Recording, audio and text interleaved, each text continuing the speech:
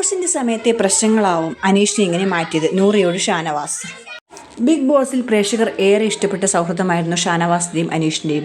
Season അവസാന ദിവസത്തോട് അടുക്കുമ്പോൾ സ്ട്രാറ്റജികളുമായി എല്ലാ മത്സരാർത്ഥികളും പോരു കടുപ്പിക്കുകയാണ്. തെറ്റാണ് താൻ ചെയ്യുന്നത് പറയുന്നത് എന്നറിഞ്ഞിട്ട് എന്തുകൊണ്ടാണ് അനീഷ് അതിൽ തന്നെ ഉറച്ചു നിൽക്കുന്നത് എന്ന നോറയുടെ ചോദ്യത്തിന് ഷാനവാസ് നൽകുന്ന ചർച്ചയാണ് ഇപ്പോൾ വൈറലാകുന്നത്. കഴിഞ്ഞ ദിവസം കിച്ചണിലുണ്ടായ വഴക്കിൽ അനിമോൾക്കൊപ്പം അനീഷ് മാത്രമാണ് നിന്നത്. മറ്റു മത്സരാർത്ഥികളെല്ലാം അനിമോൾക്ക് വേണ്ടി അനീഷ് സംസാരിച്ചു. അനുമോളുമായി വഴക്കിട്ടതിന് പിന്നാലെ ഈ വിഷയത്തെക്കുറിച്ച് സംസാരിക്കുന്നതിൻ്റെ ഇടയിലാണ് അനീഷിൻ്റെ സ്വഭാവം എന്താണ് ഇങ്ങനെയായതെന്ന് ഷാനവാസിനോട് നൂറ് ചോദിക്കുന്നത്. ഡിവോഴ്സുമായി ബന്ധപ്പെട്ടുണ്ടായ പ്രശ്നങ്ങളും സമ്മർദ്ദങ്ങളും അനീഷിന് ട്രോമയായിട്ടുണ്ടാവും എന്നാണ് ഷാനവാസ് നൽകുന്ന മറുപടി. ബിഗ് ബോസ് ഹൗസിൽ നിന്ന് തനിക്ക് പോവണ്ട, താൻ ഇവിടെ ഹാപ്പിയാണ് എന്നാണ് എല്ലാ ദിവസവും അനീഷ് പറഞ്ഞുകൊണ്ടിരിക്കുന്നത്.